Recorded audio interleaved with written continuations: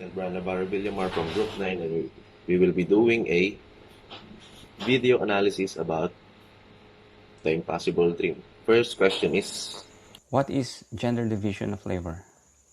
Gender division of labor refers to allocation of different jobs or types of work between women and men, or in a feminist economics, it is that refers to the institutional norms, practices that governs the allocation of tasks between women and a man, girl or boy. How is it manifested in this video? The video shows how biased and improper the allocation of tasks and responsibility between women and men, where women and or a girl takes all the laborious jobs both in the family, social, and economic point of view, however, and unfortunately less credited, less compensated compared to men. What is your reaction how it is portrayed? As a man, I feel sad on how this gender division of labor exists in our society or in our reality of life, and this should be addressed properly and rendered proper equality between men and women in all aspects of our life and our society. Number 2, define gender stereotypes. Gender stereotyping refers to the practice of ascribing to an individual, woman or man, specific attributes, characteristics, or roles by reason only of her or his membership in the social group of men or women. Next is gender biases. Gender bias is behavior that shows favoritism towards one gender over another. Most often, gender bias is the act of favoring men or boys over women or girls. However, this is not always the case. In order to define gender bias completely, we first must make a distinction between the terms gender and sex.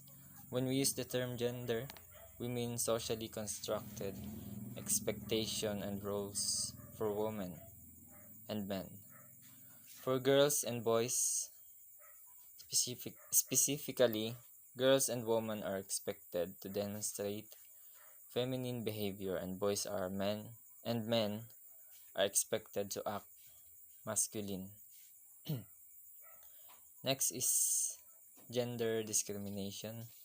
The gender discrimination is unequal or disadvantageous treatment of an individual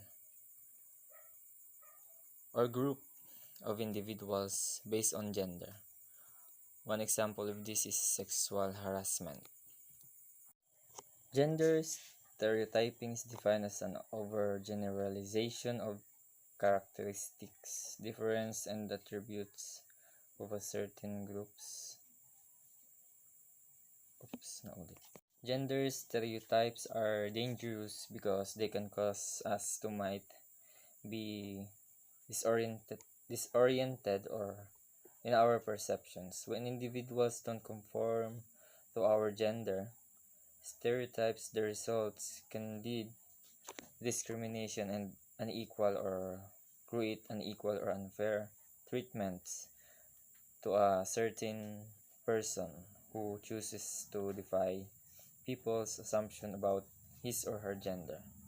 Gender inequality or gender bias can further be understood through the mechanisms of sexism. The gender discrimination takes place due to the prejudiced treatment of men and women based on gender alone. so what is the difference between gender biases and gender discrimination? Gender biases are rooted on sexism mechanisms, such as women spending the same time of doing unpaid chores as depicted in the video. But gender discrimination happens when men and women are treated differently depending on their gender. For example, if a worker identifies as a woman receives a bad performance assessment that criticizes her being too aggressive based on the video. So the wife gets a lower wage of her job because of her aggressiveness being a woman. But the man gets his higher wage because of his gender as a man doing hard work chores.